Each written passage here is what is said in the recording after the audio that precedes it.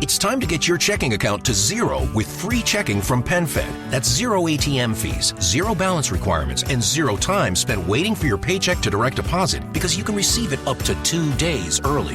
Open your account with just $25 and see how big zero can be. Apply online today at PenFed.org/free checking. Early direct deposit eligibility may vary between pay periods and timing of payers' funding. To receive any advertised product, you must become a member of PenFed, insured by NCUA. PenFed's got great rates for everyone.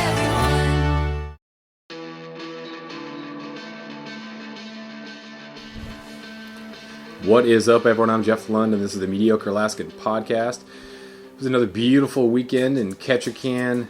Temperature got to the low 40s, and there's this important distinction between like a cold and chilly, and that's the difference in degrees. Like a 32 compared to a 42 is that you can be outside for a long time, and as long as you're walking, you feel warm. You can feel warm if it's cold outside, but eventually your extremities, your nose is gonna get cold and start to run. Your cheeks are gonna get cold. So when you're in the low 40s, man, you're chilly. You're not cold, and there's an important distinction, and so that's why the optimism can run so high this time of year, because you've made it through that darkness of winter, and it's starting to warm up, and you can feel it coming. It's probably going to snow tonight or at some point this week, but you have more daylight, and you know that you've made it through another winter, and it's great. And another part of that too is you don't have a whole bunch of again, I've talked about outsiders, and I've talked about how it's great that people go out and they get to live their dream, traveling to different places and hunt and hike and fish or take a cruise or whatever. But if you live in a place and there are those edge months where you don't have the tourism industry yet, so it's quiet and it's calm and the mosquitoes aren't out yet. They're just, man, some of these weekends in March and April are just absolutely beautiful, and you can go to a Steelhead River and there's no one else there. Went to one of my favorite rivers with a friend and his wife, and took my boat out, and beautiful day to be on the water. And if I had my skiff still, it would have been a little bit different, because then you're getting the wind right in your face. But having this ragtop North River that I got, man, it's just a game changer. And I know game changer is used just all the time, and it's kind of diluted it. But game changing is when you totally change the program. And it's not like buying warmer pants that are game changers. Warm pants aren't game changer. They're warmer pants. You're going to do exactly what you did, but so much more comfortably. But a larger boat that's a cover top, that is an absolute game changer, because there are definitely days that I will go out now that I probably would not have before in a 15-foot skiff that's open. So total game changer. But anyway, so went out to this Steelhead River. The three of us went out, and it was just a reminder of how nice it is to live in a place that has such access to that brochure life that people talk about but don't necessarily live. And I talk about this a lot on my solo podcast, because you have to remind yourself, and I have to remind myself, because I can start thinking or projecting, looking at my pictures and think that I live this really amazing, awesome outdoor life, but I know the truth of how often I actually get out there. So I have to remind myself weekly that, hey man, you live here, and this stuff is all very close. So make sure you live that brochure. And it was great as we were hiking out there. We just reminded ourselves of how easy it is. You can be delayed an hour, but still get out there and you're not ruining the day. And it's so close. You're not looking at an hour and a half drive in a car through traffic to get to some area to fish for a little bit and then get rewound up on your drive back. I went on a hike near it was kind of in between Santa Cruz and San Jose when I first moved to California after college. With my teaching job, and I thought those mountains would be pretty cool, and so I drove through there, and it was, you felt pretty isolated. There was a nice little hike up in the mountains there. You looked down on San Jose, which was neat, but then the traffic going back through town just wound you back up, and I never went back there again, just because it was such a hassle. It was an hour and a half to get there. Beautiful hike, but then everything you gain from that hike is then kind of let out, or you tense back up in that traffic. So living here, you have an opportunity to live that and just have that just calm about you, and just that access. And before everyone shows up for tourism season, it's really nice to have the river to yourself, even if it is maybe a little bit early for good steelhead weather. It's just calm, and it's nice, and it's warm to be out there. if you're in the sun. If you're in the shade, it's still kind of chilly. But it was awesome. It was great to be out there steelhead fishing. I was fishing with I have a 9/6 Sage method. I use floating line up here because you can turn a floating line into a sinking line pretty easily. Rio makes this Versa leader that has different sink rates. So if you got like a 7-foot intermediate sink rate, you just attach that to the end of your floating line, and then all of a sudden you have a sinking line. Because some of the rivers up here, it's not all just huge, wide. You have on the same river, you go around a bend and you go from a really nice floating line water with a heavier fly you can swing, but then you get to this trench where some fish can stack up, and you're going to want maybe a sinking line or change that without having to do too much to your rig there. So they make it pretty easy. You can keep it the floating line, you add that Versa leader, and then now you have a sinking line, which is nice and it works. I'm pretty sure that I bought a 7-weight because they didn't have any 8-weights left. Your kind of standard weights is like a 5-weight for your trout, and then you get an 8-weight for salmon and steelhead. But I got a 7-weight, and I love it. It's stout. It's held great for plenty of big steelhead. I have a 6-weight for trout because it was the perfect rig. When I bought this, I had in mind floats on the lower Sacramento River in the Redding area, and I bought a 9/6 Sage 1 in a 6-weight. It was just perfect because you have the little extra bit of tip to cast, and you're making longer casts. If you're on a drift boat and you're doing that flop cast, it's nice to have that extra little bit. At least me, you got to cast those rods and see what works for you. But I really like that 6-weight because you're going to be able to chuck and control some of those heavier weighted nymph rigs and droppers with the bobber. Just a real clunky program there, so it's nice. I like the backbone there. You can get some of those bigger trout in the low 20s, mid 20s, and you have enough spine to do it, but it's still fun. If some of those, if you had a 5-weight, you'd have to fight it a lot of extra minutes, and those can be crucial for the fish. I have hooked steelhead on that 6-weight, but I didn't really like it because it just feels a little bit more vulnerable. I know it doesn't seem like there's a big difference between a 6 and a 7, but a 7 is a low-end salmon rod, and a 6 is a heavier trout rod. And in that 6 range, it's just not really salmon or steelhead ready. And so I felt that I could probably land the fish, and I did. I didn't think the rod was really going to break, but it might. But then you have to just spend a whole lot of extra time getting that fish in, and you're kind of milking it because you don't want to lose it, and that's not good on the fish. There should be some consciousness when it comes to protecting the resource, and protecting the resource is something that you see different guides. You kind of learn some of these tips and why they do the things they do, and it's not because they're mean, but they just care about what they're doing. The guide that I was going with when I was in California from the fly shop, he wouldn't let his clients hold the fish for the picture, and he said that's because a lot of times the client will hold the fish and it'll flop out of their hands and it'll land in the boat and it can hurt the fish, which makes total sense. And so if he's making his living catching these fish on the lower Sacramento River, and every fish that's caught is getting, or even if only half the fish that get caught get clunked on the bottom of the boat, man, that's not good. So I respected how much care he took in netting the fish, keeping the fish in the water, in the net, until you were ready to take a photo, and then he would lift it. And if there's 2 people in the boat, the other person could take the picture, and you're kind of behind him. So I just really respected that. And then again, it comes back to what are you really there for? Are you there for the fish, or to look you with the fish, and how many fish, and just keeping that frame of mind. If it's about catching and it's not about showing off, then it should be fine to be able to adhere to the ethic of the guide if there's a good reason behind it. And so yeah, it's kind of a little tangent when it comes to the types of rods they use for trout, but after years of fine print contracts and getting ripped off by big wireless providers, if we've learned anything, it's that there's always a catch. So when I first heard that Mint Mobile offers premium wireless starting at just $15 a month, I thought, what's the catch? But after talking to them and using their service, it all made sense. There isn't one.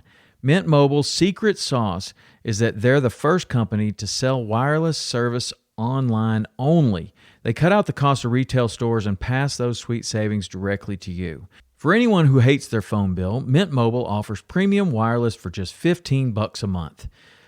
I was hesitant about having to get a new phone and a new phone number, but with Mint, you can use your own phone with any Mint Mobile plan and keep your same phone and your same phone number along with all of your existing contacts.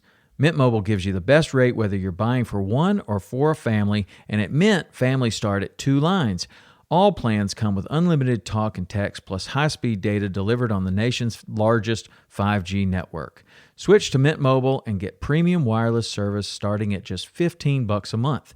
To get your new wireless plan for just $15 a month and to get the plan shipped to your door for free, go to mintmobile.com/waypoint. That is mintmobile.com/waypoint. Cut your wireless bill to $15 a month at mintmobile.com/waypoint. There it is.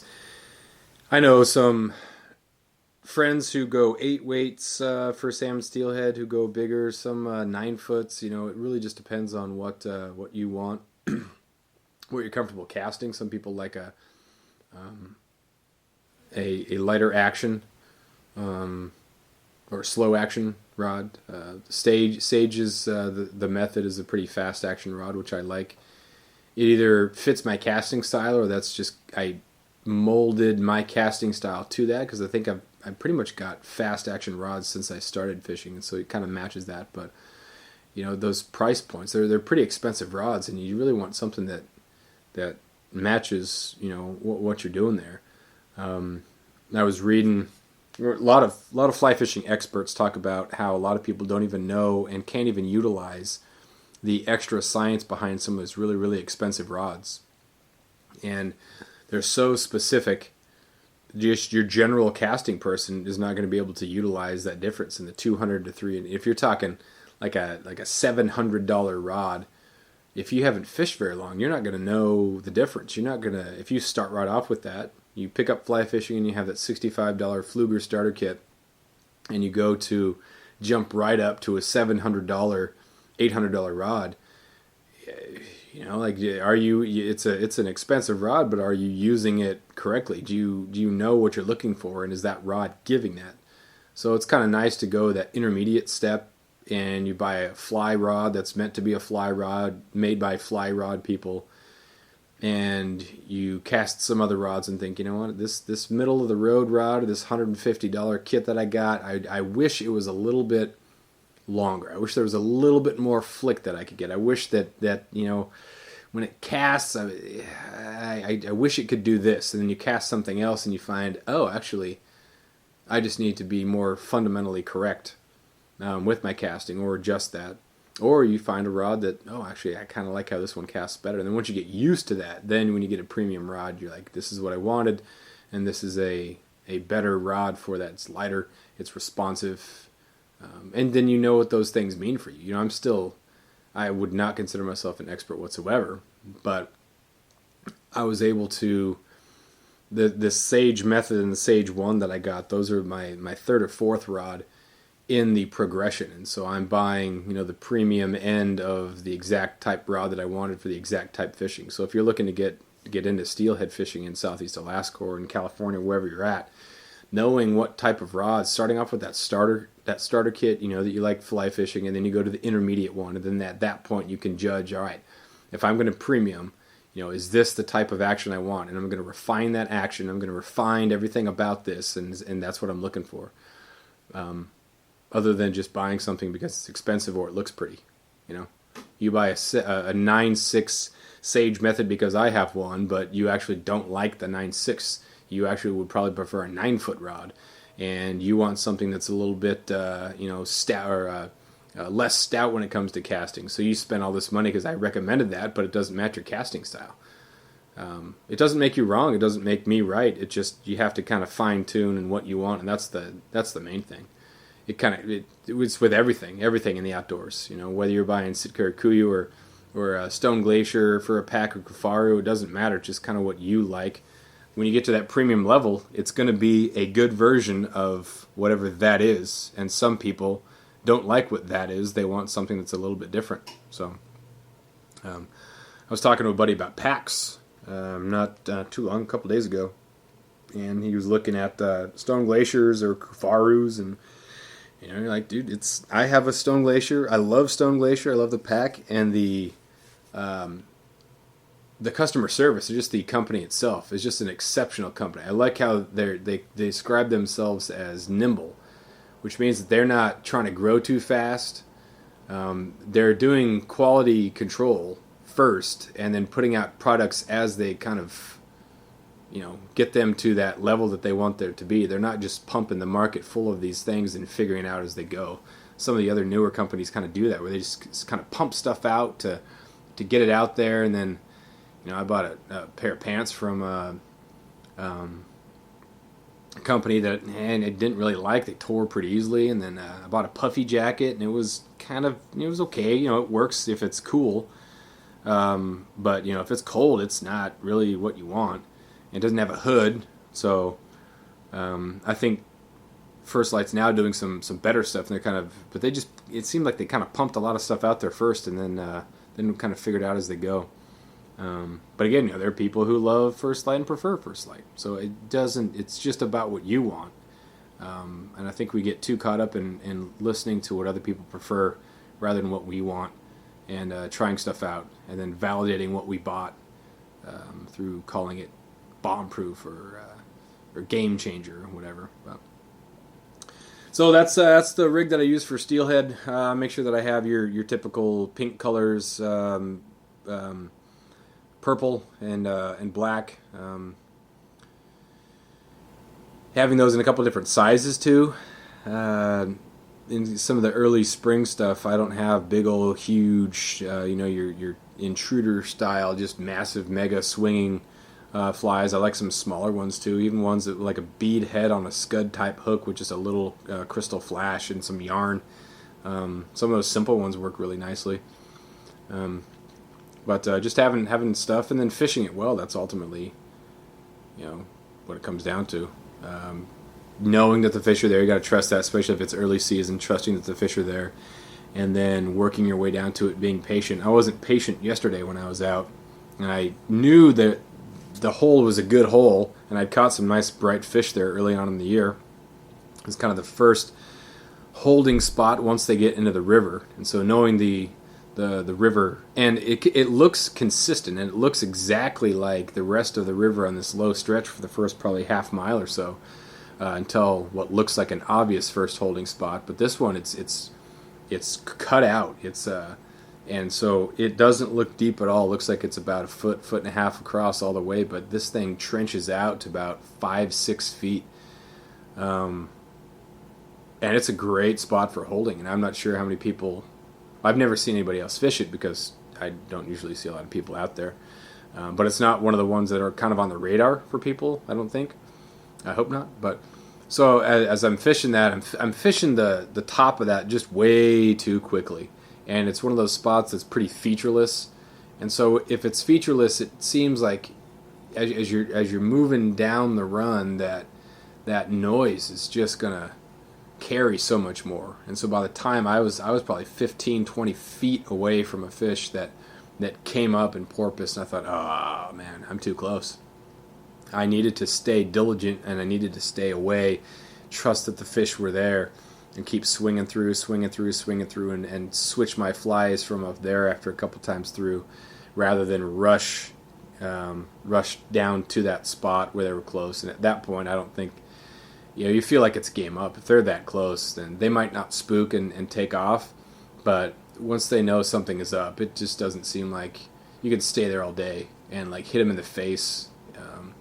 I fished a couple of really clear runs on some rivers, and I just see how close I can get to the fish and just see what happens. I put a jig under an indicator on one and just see that like the jig is suspended. I'm just watching how the fish react to that, and I'm just seeing how the fish like hits the flanker, hits the nose of the fish, and you don't even really see much of an indication on the indicator, but just how calm the fish are. they've like turned off. They're not agitated to hit. They know something's up, and so they just don't take it. And I thought, oh my gosh, I'm glad I saw that. But then you look at how miraculous it is that a fish is actually going to take, but also that how important it is to have that trust that they're there and then fish it right, fish it well, rather than rush through it. So I made that mistake yesterday, and the fish came up again just before I was leaving to kind of give me a little ha-ha guy. So I didn't catch any fish yesterday, but man, it was great to be out, great experience. Excited for steelhead fishing to really pick up, but this next weekend I'll be heading down to California, do some trout fishing on some of my old rivers, the lower Sacramento in Redding, doing a float with my buddy Shane from the Fly Shop. Do a half day. That'll be a lot of fun. Love that river, and again, it'll be the river for which I bought that Sage 1. Yeah, it'd be great to be back down there and fish that. And we're going to fish the upper Sacramento River and stay in Dunsmuir and fish that upper section, which is awesome. Then I think we're going to hit the Yuba, and then another river that a buddy of mine told me I could never talk about. So I will not. I will stay true to that, even though I have lived in Alaska for 6 years since we first started fishing that a couple of years ago, or a couple of years before I moved back up here. But it's an awesome river, and there's some big fish, and just got a really nice dry fly action there, and it's pretty sweet. And it's not totally overrun, which is nice. So I'm looking forward to that. It'll be great. I'm a little, not worried, but cognizant, aware of the coronavirus down there. It seems like it's going to everyone's going to get it at some point. It seems like the opportunity to keep it from getting out is past. It seems like there's probably a lot more people who have it that we don't know have it, and the U.S. numbers are going to shoot up astronomically in the next 2 weeks. So we'll see what happens to that mortality rate, which is kind of the indicator of how much we should worry. But it seems like we're already worrying a ton already. So we'll see. And yeah, I'm excited to get down there, travel. It'll be interesting to see what coronavirus has done as far as how the travel goes, and hope I don't get stuck down there.